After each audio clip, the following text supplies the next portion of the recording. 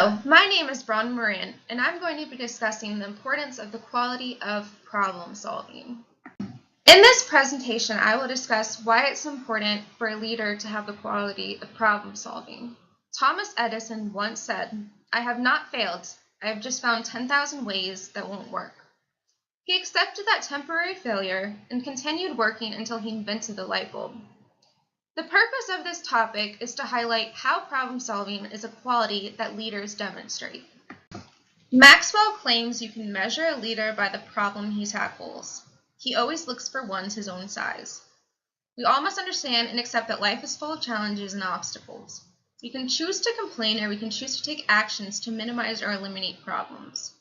Complaining about a situation is not only ineffective, but it spreads negativity. Choosing to take control of a situation with problem solving is empowering. You are in control of many situations. Do not get discouraged by the roadblocks, but let the roadblocks and obstacles give you fuel. Problem solving starts in your mind. You must challenge yourself in tough situations. Be confident in your abilities. Most likely, you are your biggest critic. Benjamin Franklin proves that with the right mindset and action, overcoming adversity is not only possible, but it can be quite impressive. Benjamin Franklin's parents were extremely poor. They couldn't afford to send him to school. That didn't hold him back, though. Despite this adversity, he still yearned for an education. He taught himself by extensive reading. His self-taught education enabled him to succeed in many areas. Not only did he become one of America's founding fathers, but he invented the lightning rod and bifocals. Leaders must be actively problem-solving every day. When one has the courage and pursues fixing problems, they become a tremendous asset to those around them. They set the example and show others their potential of how to challenge and overcome adversity. In my personal and professional life, I try to overcome obstacles and challenge myself to take action and fix problems. Very recently, I was given additional responsibilities at work. It was a bit overwhelming at first, but I chose to change my thinking. I was sent to training to learn Adobe Captivate. I am now creating e-learning modules for adult education. I had no prior experience or knowledge of what I was doing. Using the software had a learning curve, and I ran into many problems at first.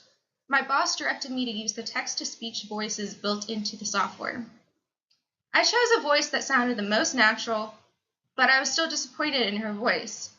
Some words she pronounced completely strange. Her pitch would increase for some words with no clear explanation. Sometimes her speech was off. I learned very basic code and added it into the text. Doing so allowed her to speak more naturally with varying pauses, changes in pitch, and in speed. Now I am almost done creating my first module. Now that I've assessed my use of problem solving and other leaders' problem solving abilities, I've created a list of many ways to improve in this area. First of all, be confident in your abilities. If your mindset is negative, you need to change it. Don't be discouraged by failures in the process.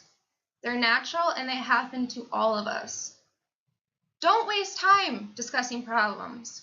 Take action. And lastly, challenge yourself, even in times of doubt.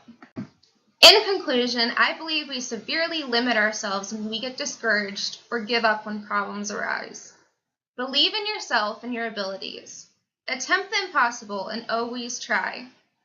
You may fail 10,000 times like Edison did when he was trying to invent the light bulb. That is completely fine, though. Even when you're failing, you're still trying to improve the situation. It's not always easy, but it's often worth it.